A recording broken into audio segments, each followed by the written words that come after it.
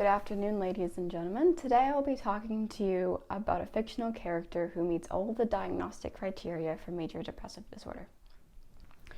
Katniss Everdeen is the main protagonist in The Hunger Games, which chronicles her life from age 16 to 18. During these years, she experiences an incredible number of traumatic events, such as her sister dying in front of her, her entire city being bombed, and having to kill at least 20 people at different times in an arena. As a result of these incredibly traumatic events, she suffers a depressive episode of at least 6 months, far exceeding the 2-week minimum for a major depressive episode. To meet the criteria of a major depressive disorder, one must experience at least 5 of these: depressed feelings throughout the day, a lack of enjoyment in what one usually enjoys, excessive weight loss or weight gain, feelings of worthlessness, thoughts about death, and insomnia or hypersomnia. Also with an inability to concentrate.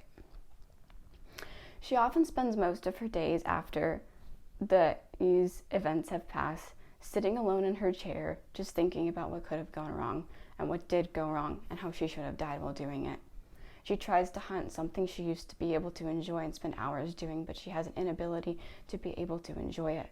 The presence of all of these symptoms mean that her quality of life is greatly impaired, leading her to live a very isolated, lonely lifestyle, instead of being able to connect socially with others, to be able to boost her self-confidence, self-esteem, and emotional presence. As a result, I offer her 2 different therapies, one psychotherapy or talk therapy and one biomedical or drug therapy. For the psychotherapy, I will be using cognitive behavioral therapy or CBT. CBT works on the belief that our beliefs influence our feelings, which then influence our actions. So together, she and I will be going back to past traumatic experiences, working through the pain, the guilt, and the loss, and the poor messages that she's sending herself, such as, I deserve this, I'm worthless, it's all my fault, to be able to change her feelings, which should then be able to change her actions. CBT has been empirically validated to be as effective, if not more so, than many anti-drug medication. And it's also very trauma-based, which would be able to work through the past pain that has been caused by all the traumatic experiences she has experienced. However, during this type of behavioral therapy, it often gets worse before it gets better, as we're going through the trauma and we're reawakening all the old wounds. So we really need to make sure that her social support is as effective as it possibly can during these few months. The other therapy I will be offering her is a biomedical therapy. The biomedical therapy or drug therapy that I will be using is Wellbutrin. Wellbutrin is a DNRI or dopamine norepinephrine reuptake inhibitor. It inhibits the reuptake of dopamine and norepinephrine in the brain. Dopamine in depressed individuals is often much lower than in non-depressed individuals.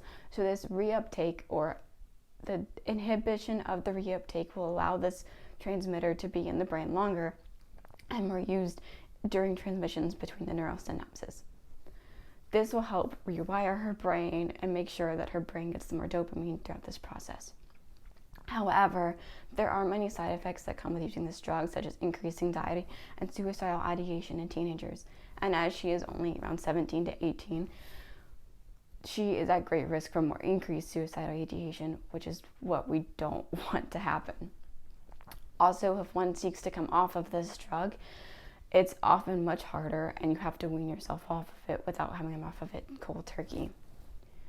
With the cooperative use of these 2 therapies, one being the biomed or the Wellbutrin, and the psychotherapy or the CBT or cognitive behavioral therapy, she should be able to see results within the next couple months. Cognitive behavioral therapy takes around 2 to 6 months to really see results, depending on the person. Sometimes it's sooner, sometimes it's later, and it also depends on the willingness of the individual to fix the problems. The DNRI or Wellbutrin takes around 2 to 6 weeks, again based on the individual, sooner or less. The CBT will focus on the trauma and the emotional side of the aspect, while the DNRI will focus more on the hormonal and neurotransmitter imbalance in the brain. The use of these 2 therapies will also combat the psychological and the emotional aspects of all that she has been through. With these 2 therapies, there is hope.